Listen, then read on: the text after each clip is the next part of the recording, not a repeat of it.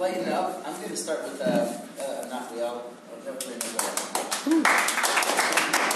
So the first poem is called An Ode to Polygamy.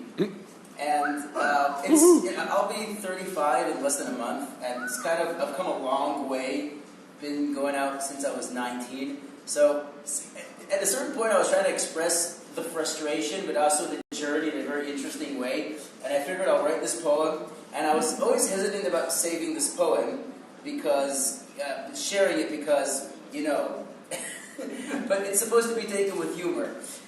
So here we go, Ode to Polygamy. So many people in me, so many lives. Oh, why can't I marry many wives? One woman, sure, I'm sure her I'll adore.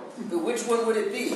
The young and playful, who is still discovering herself? Or perhaps the wild, adventurous one, who will never rest, visit forests, climb the Everest? Oh, the places we'll go. That's a nod to Dr. Seuss. And the artist in me who wants to create, to be with someone who will not hesitate, to explore the path of art and the color. Let's fill our lives with glorious wonder. Can I have it all? Mature me, serious me. What will be of this dichotomy? Do I want to be a teacher to a work in progress? Can I not kick back on the pleasures of maturity, of love and sensitivity? And what of children? To meet the challenge of raising many, when I know that I'll grow old and weary? If a mature woman I am to marry, perhaps it won't be all too scary if I only have a few. But why be in doubt? Why be so bitter? Would it be so crude if we were this option to include? To marry one woman for every man in me, to satisfy the facets of all that I can be? Oh, glorious polygamy, the unattainable answer that cannot be.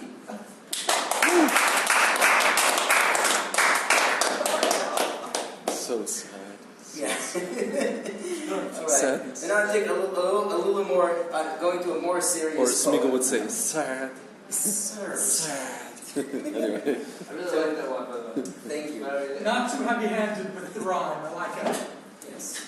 So the next poem is called Words, and it is inspired by David White, who is kind of an existential philosophy poem, who I heard for the first time on Krista Tippett, on Being, which I really, really like. So when I heard him, I knew how to do this, and this idea came to me. Also take into consideration that the Hebrew word for word is teva, which means a box, a container, something. So this kind of idea. What is the usage of words? Words. The toy things of poets, weapons of orators, the stuff of prose and tales, the articulation, classification, compartmentalization, and domestication of the abstract, of the sensuality in awareness and perception, of the fabric of interconnections in our life, of the happenstance in our place and time, of emotions rising from the depth of the unknown psychological and biological pasts, histories unknown and yet experienced in that shared space called language, while so limited to culture, place of birth, space, and time. Contingencies upon which and through which our mind may escape the bondage of the now, the very same contingencies which allowed that thought to emerge. Woo! All right, and thank you.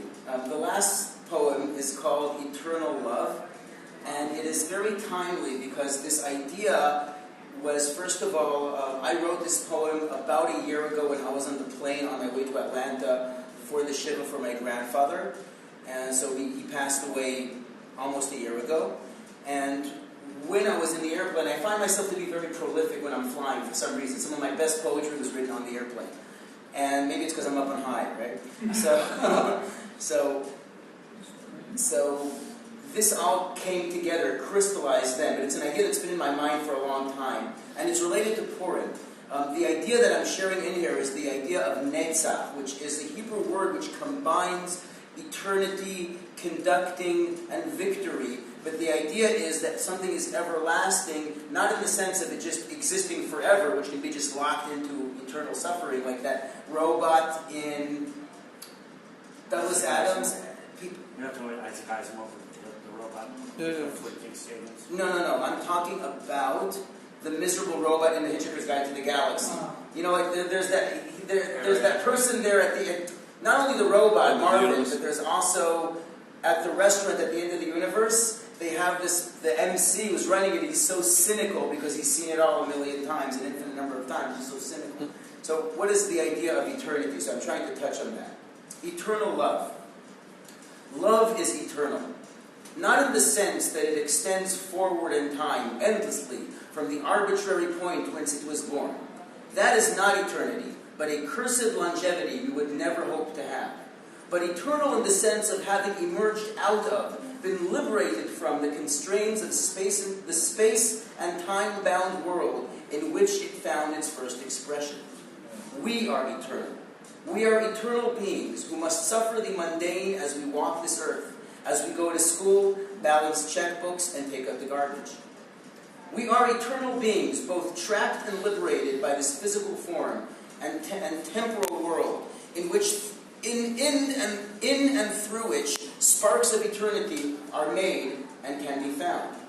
Thus, we may commune with the eternal, revisit an old love, talk to ourselves as the child we are, revisit and rediscover that which is beyond time, that which is real and part of us in such a deep way that we can no longer touch it, because it has transcended its mortal form.